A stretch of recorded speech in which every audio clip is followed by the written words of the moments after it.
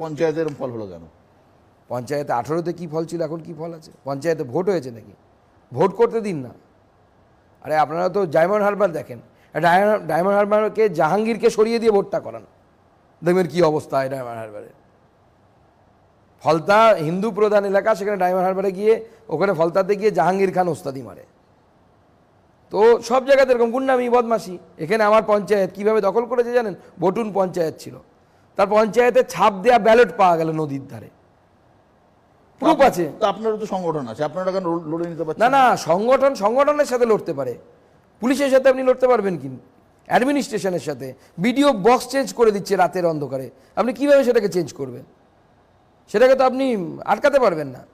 আমরা তৃণমূলকে দেখে নেব, তৃণমূল কোনো ফ্যাক্টরি না, এখানে তো কোনো ফ্যাক্টরি না। আপনি পুলিশকে বলে শুধু নিরপেক্ষ থাকতে হবে, বিজেপির পক্ষে কাজ করতে হবে না।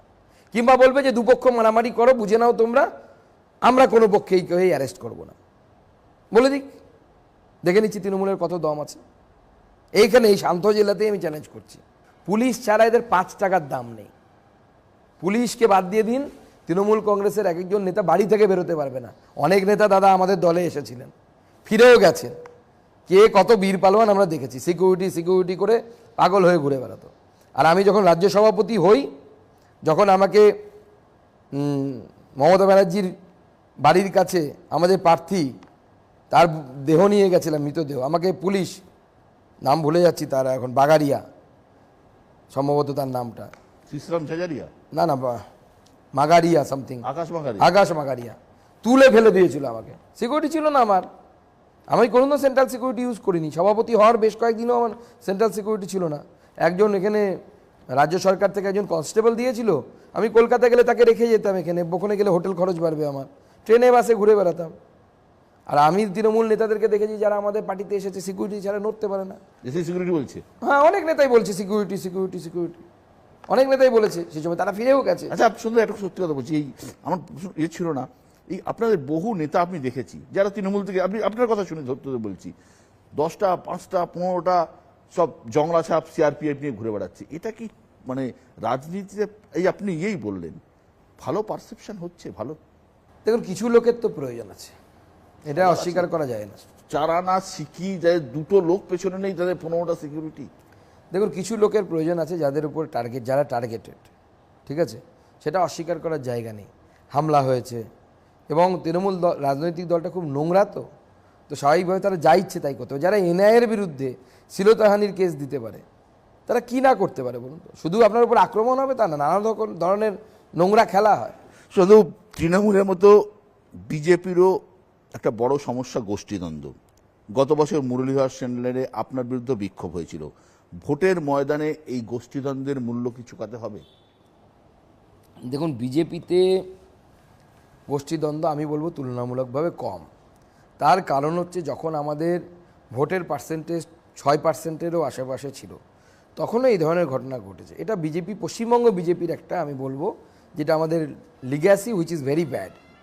এমনকি আমি শুনে অবাক হয়ে গেলাম, আমাদের এর আগের যারা পূর্বতন সভাপতি ছিলেন, যাদের আমলে বিজেপির পঞ্চায়েত পাওয়ারও কথা ছিল না, সেই সময়ও বিখ্যাত লোকেদের যারা যে রাজ্য সভাপতি ছিলেন, তাদেরও বিরুদ্ধে এই ধরনের আন্দোলন হয়েছে। শুধু সুকান্ত মজুমদার কোন ছাড়, তাদের তুলনায় সুকান্ত মজুমদার খুব ছোট একজন ব্যক্তি, হরিপদ ভারতী, তার মতো বাগ্মী বক্তা নাকি পশ্চিমবঙ্গের ইতিহাস, আমি তো শুনিনি কিন্তু যারা শুনেছেন তারা বলেন ওরকম বাগ্মী বক্তা নাকি পশ্চিমবঙ্গের ইতিহাসে কোনো রাজনৈতিক দলেই জন্মাননি, তার আমলে বিক্ষোভ হয়েছে। আমি তো শুনে অবাক হয়ে গেলাম।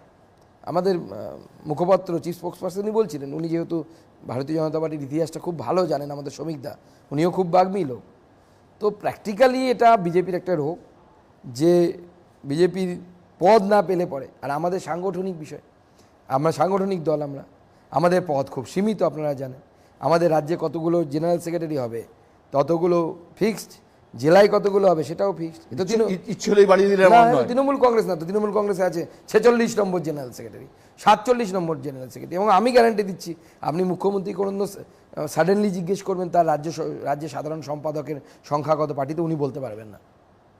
এমনকি যারা সাধারণ সম্পাদক তারাও অনেকে বলতে পারবেন না যে তুমি কত নম্বর, সে হয়তো বলবে আমি 45 নম্বর, বাকি কারা কারা আছে কেউ জানে না। সেই জন্য আপনাদের দলে ওই একটা পদ, যেহেতু সীমিত পদ নিয়ে একটু লড়াই হয় আমাদের, কিন্তু সবাই জানে এখানে আদর্শ, এখানে ব্যক্তির কোনো স্থান নেই। দেখুন, আমরা কোনো ব্যক্তিকে দেখে নড়ি না, এটা সবসময় মাথায় রাখবেন। ভারতীয় জনতা পার্টি হচ্ছে আদর্শের উপর ভিত্তি করা দল। আমরা পঞ্চনিষ্ঠাতে বিশ্বাস করি।